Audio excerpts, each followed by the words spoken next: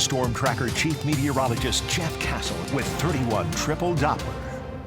Seems like we might see cleanup for some time. Yeah, it's going to take quite a while. There quite a bit of damage. It's also going to take a little while for the National Weather Service to kind of assess everything. Of course, yesterday was all about tracking and getting the warning out and keeping people safe, and now it's about finding out what was a tornado, what was damaging when, how strong were either of those, and that's going to take several days before they can get everywhere. Even up here on Montesano, they have a lot of cleanup to do. Yeah, and I don't think they've been up here yet. All indications are, though, from what I've seen and talking to some others, is this was maybe more straight line wind up here. Yeah. But remains to be seen. Where I'm not the expert, the National Weather Service folks are, and they will continue to track and take a look at damage areas here across the Tennessee Valley. I do want to share, though, the information that I have so far. We do have 3 tornadoes confirmed. The one that went through Madison, EF2 tornado, that one had peak winds of 125 miles per hour. Touched down near the Buc-ee's there on I-65 and near Huntsville-Brownsbury Road, and then moved into the city of Madison, County Line, Browns Ferry, Gillespie. Eventually it lifted just north of Eastview Drive, a little bit to the west of Slaughter Road. That one on the ground 13 miles, 380 yards was the maximum width on it. There was a tornado that touched down in Athens as well. This was an EF1, touched down near Lucas Ferry Road, kind of continued along Sandifer Road, and then this one lifted right before it got to the big intersection there of Highway 31 and Highway 72. 105 mile per hour winds in that EF1 tornado. And the third one that we have information on so far, this was the one over there in Killingsworth Cove, north of Gurley. EF2, this was almost an EF3, 134 mile per hour peak winds. 136 gets you to an EF3, so this is about as strong as an EF2 as you can.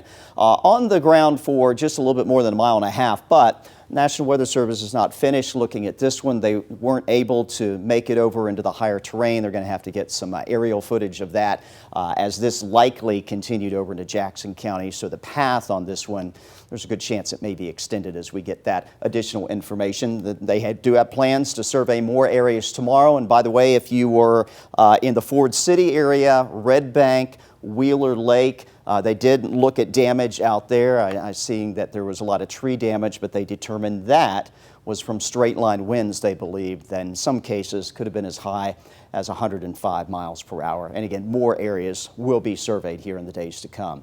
As far as additional severe weather for us, nothing expected.